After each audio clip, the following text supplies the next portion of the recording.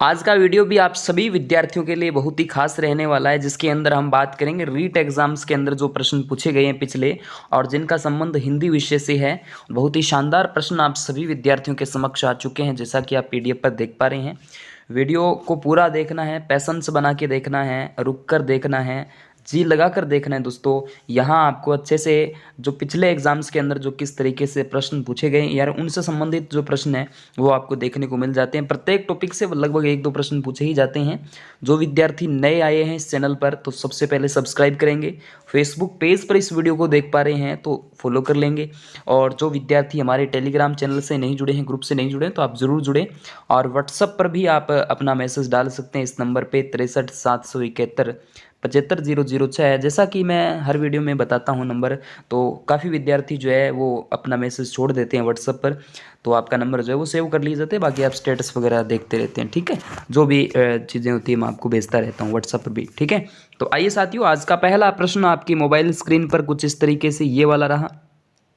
हिंदी में वचन होते हैं कि हिंदी में वचन पूछे आपसे कितने होते हैं। सर हम जानते हैं अच्छे से 2011 का प्रश्न में दो वचन होते हैं, दो प्रकार के होते हैं, एक वचन बहुवचन। सिंपल प्रश्न था, सभी जानते हैं। अंगारा का बहुवचन होगा, अंगारा, अंगारा का बहुवचन दोस्तों बहुवचन नहीं होगा। अंगारा का क्या होगा? अंगारे, अंगारे, आगरो, ऐसा कुछ नहीं है। आगरा का एक स्थान विशेष का नाम है जिसका कोई बहुवचन नहीं होता है, और स्थान विशेष जो भी होते हैं उनका कोई बहुवचन होता ही नहीं है। लेकिन बहुवचन की डेफिनेशंस आपके सामने आ चुकी है दोस्तों कि डेफिनेशंस क्या होती है।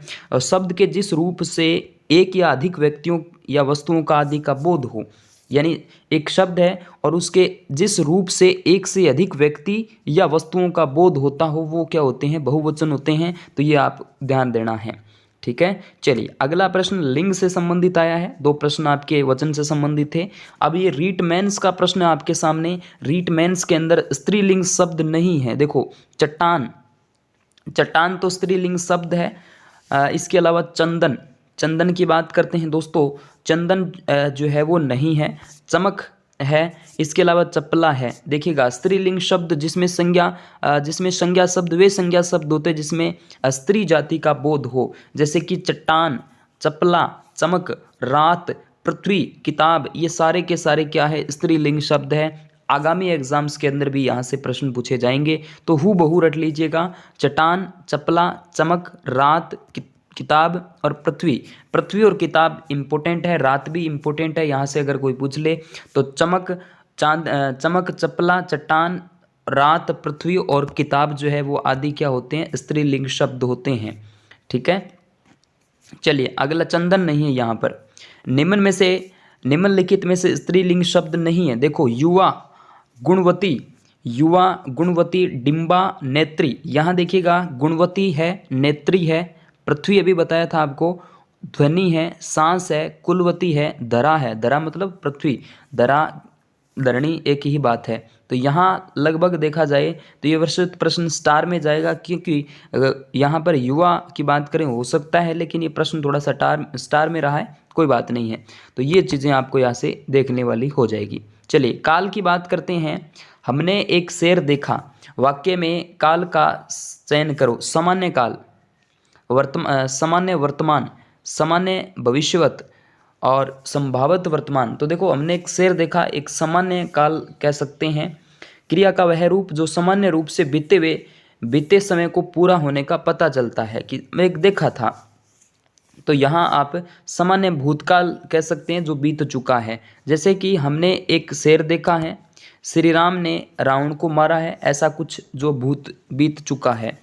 उसके बाद क्रिया से संबंधित भी एग्जाम्स के अंदर प्रश्न पूछे जाते हैं। किस वाक्य में अकर्मक क्रिया है? अकर्मक क्रिया की जब भी बात हो तो यहाँ क्या होता है? जो कर्ता होता है वो प्रधान होता है, यानी कर्ता को हमेशा ही जोर आता है, प्रधान होता है। आज शाम को क्या कर रहे हैं, इसमें कोई मतलब नहीं निकला। पूजा कपड़े धो रही है। इसके अलावा बच्चा रोता है।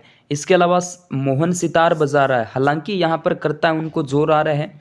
लेकिन अकर्मक क्रिया में जिसमें कर्म ही नहीं हो, और कर्म सकर्म के अंदर क्या होता है? सकर्म साथ में होता है, इसमें कर्म नहीं है। इन दोनों के अंदर कर्म हमारे सामने है। लेकिन बच्चा रोता है तो आप देख पा रहे हैं, जैसे कि गीता पढ़ती है, दिव्या सोती है, मोहन जाता है। इनमें क्रिया तो है लेकिन क्रिया के साथ कर्ता ही है, तो कर्ता और क्रिया जहाँ पर आए वो अकर्म होती है, लेकिन कर्म नहीं होता इसके अंदर। मैं बता रहा हूँ, राम बोलता है, इस तरीके से कुछ शब्द हो सकते हैं। उसके बाद सीता खाना खाकर जयपुर जाएगी, वाक्य में कौन सी क्रिया है? इंपॉर्टेंट है, खाना खाकर जाएगी इंपॉर्टेंट है, पूर्वकालिक क्रिया है। पूर्व में क्या कर रही है? क्रिया कर रही है, खाना पूर्व में खा रही है, जाएगी बाद में। तो इस तरीके से यहाँ आप इस चीज़ को भी देख सकते हैं, चलिएगा। उसके बाद उपसर्ग की बात करते हैं, तो किस शब्द में कु उपसर्ग नहीं है? उपसर्ग कौन सा नहीं है? कु नहीं है। देखो, कु प्लस में रूप, कु प्लस सल, कु प्लस कर्म, कु प्लस चाल। अब नहीं पूछा है तो इसके अंदर आपका कुशल हो जाएगा। उपसर्ग की जब भी बात करते हैं तो वह शब्द जो किसी शब्द रूप के आगे जुड़कर, मतलब उपसर्ग हमेशा ही आगे जुड़ेगा, प्रत्यय पै से पीछे जुड़ता है। इसके अंदर देखेंगे कुरूप का मूल शब्द कु उपसर्ग है, मूल शब्द जो है वो आपका आ जाता है। कुकर्म में आप देख पा रहे हैं कु उपसर्ग है, लेकिन कुशल स्वयं एक मूल शब्द है, इसका कोई सल निकला ही नहीं। कुचाल, कर्म, रूप, इस तरीके से कुशल जो है खुद एक क्या आ जाता है? मूल शब्द है। निवारण शब्द, निवारण के अंदर देखो आवरण कह सकते हैं, नी प्लस आवरण, नी यानी नी निकल जाए प्लस में आवरण बचेगा, तो आवरण बचता है। तो आप देख पा रहे हो यहाँ से जो मूल शब्द बच जाएगा, और नी यहाँ पे बिल्कुल करेक्ट आंसर। रीट मेंस का ये प्रश्न आपके सामने है, ठीक है।